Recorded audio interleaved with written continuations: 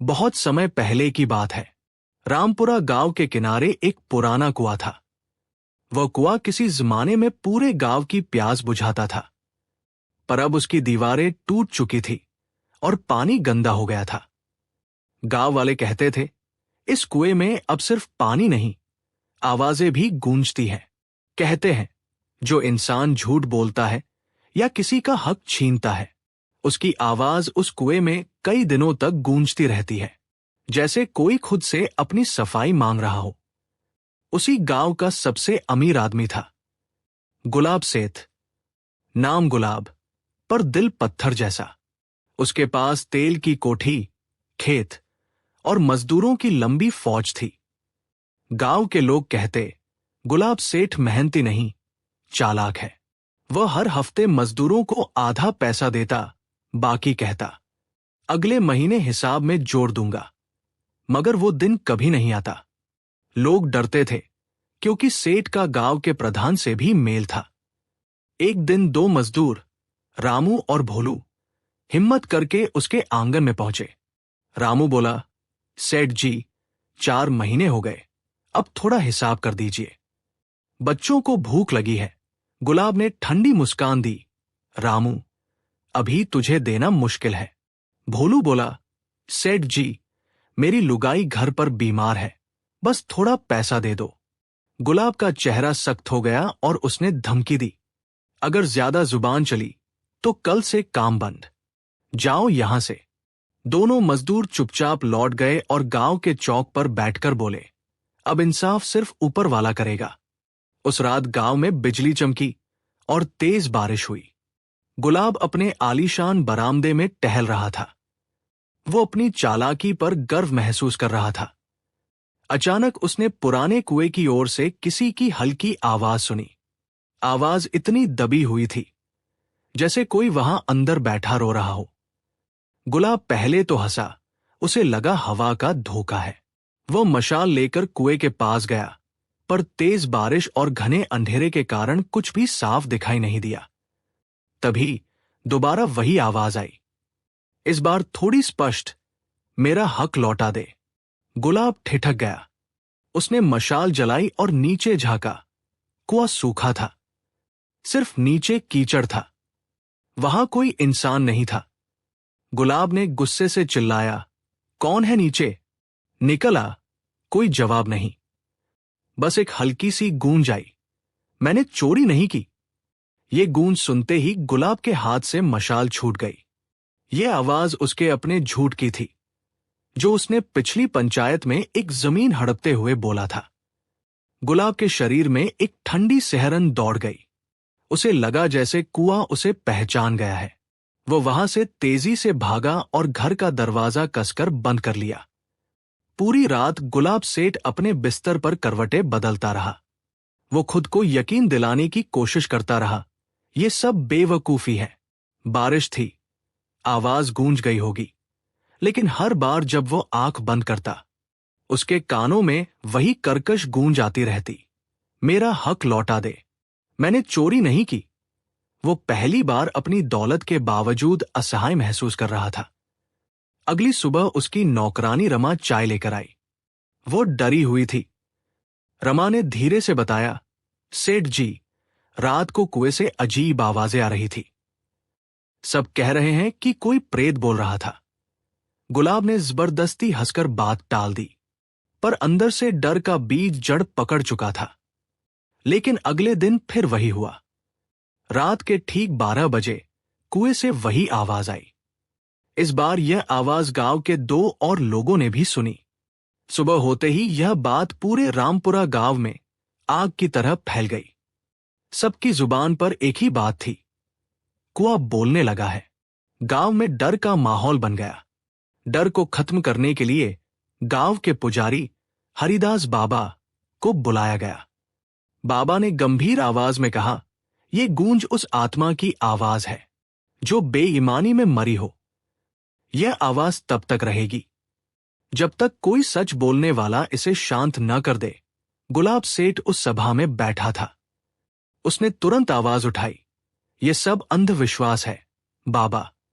आवाज की गूंज है, आत्मा वात्मा कुछ नहीं।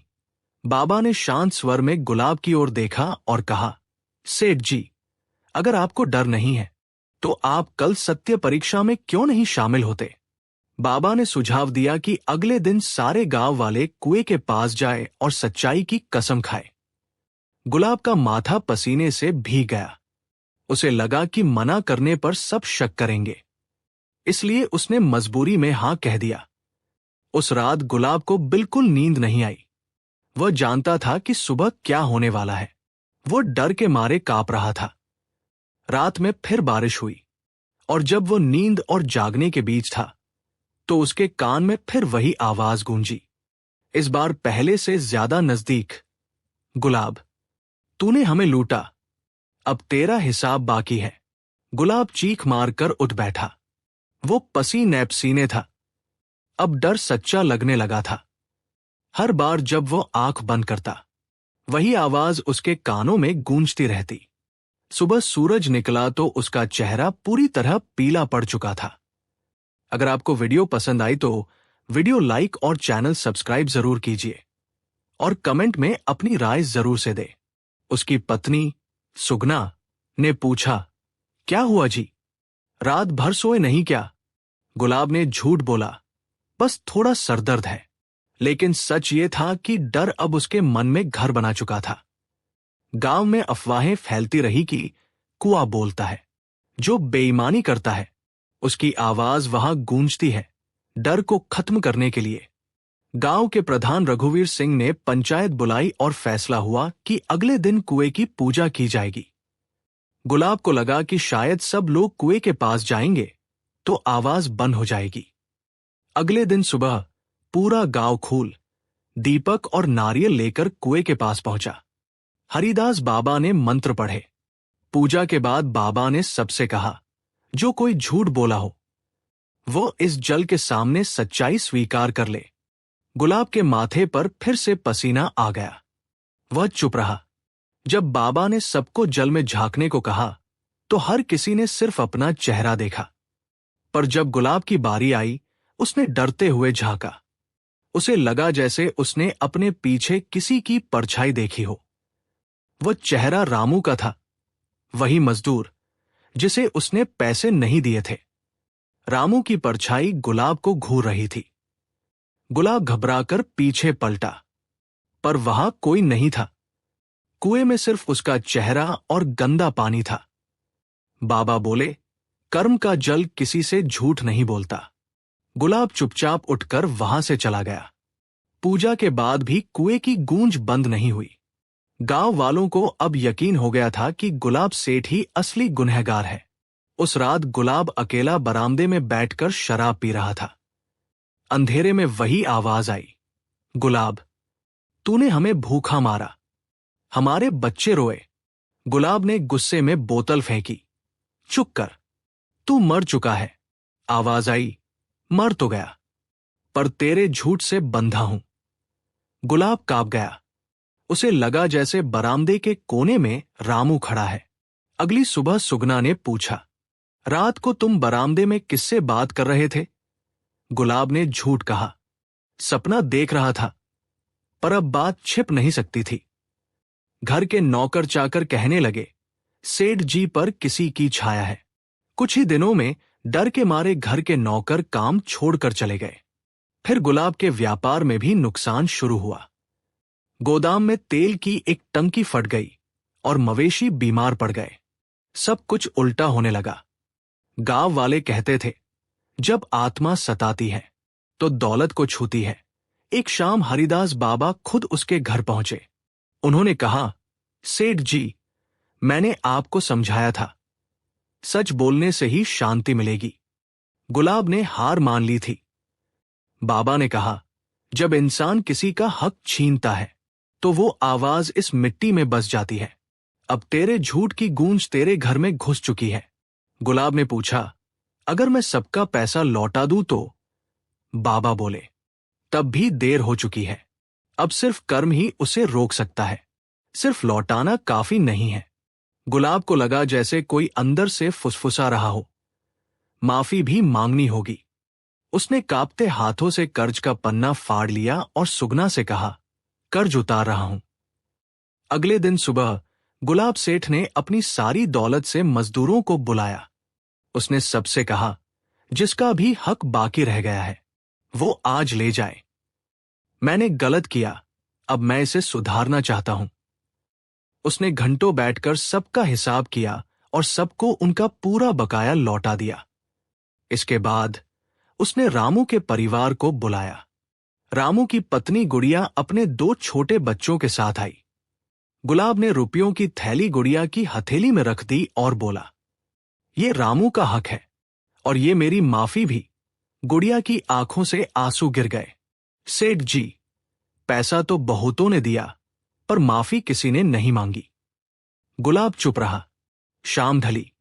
गुलाब ने सोचा अब सब ठीक हो जाएगा, पर जैसे ही हवा चली फिर वही गूंज आई, अब देर हो चुकी है। तेरे लौटाने से भूख नहीं मिटेगी। तूने सिर्फ कर्ज उतारा है, पाप नहीं।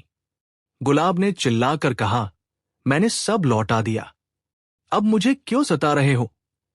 जवाब आया, कुएं में जा, सच कह वहां जहां झूठ शुरू हुआ था। गुलाब डर गया, पर अब उसे लगा कि मुक्ति वहीं से मिलेगी। वो अकेला कुएं की ओर चला गया। चांदनी में कुआं चमक रहा था। गुलाब ने हाथ जोड़कर कहा, रामू, अगर तेरी आत्मा है तो आज मुझे माफ कर दे। हवा अचानक तेज हुई और कुएं का पानी हिलने लगा। गुलाब ने बोला, मैंने तेरे बच्चों को तेरे पैसे दिए हैं। मैं सच मानता हूं कि मैंने धोखा किया। तभी पानी में बुलबुले उठे। आवाज आई, सच देर से आया पर आया।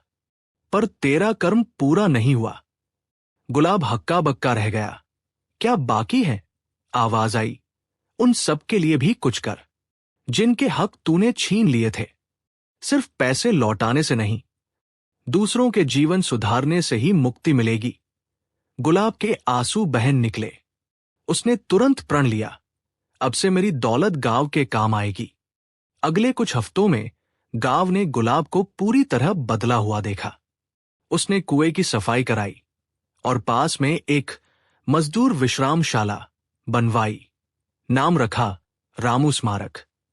वहां हर हफ्ते गरीबों के लिए भोजन बनता, बच्चों को पढ़ाया जाता।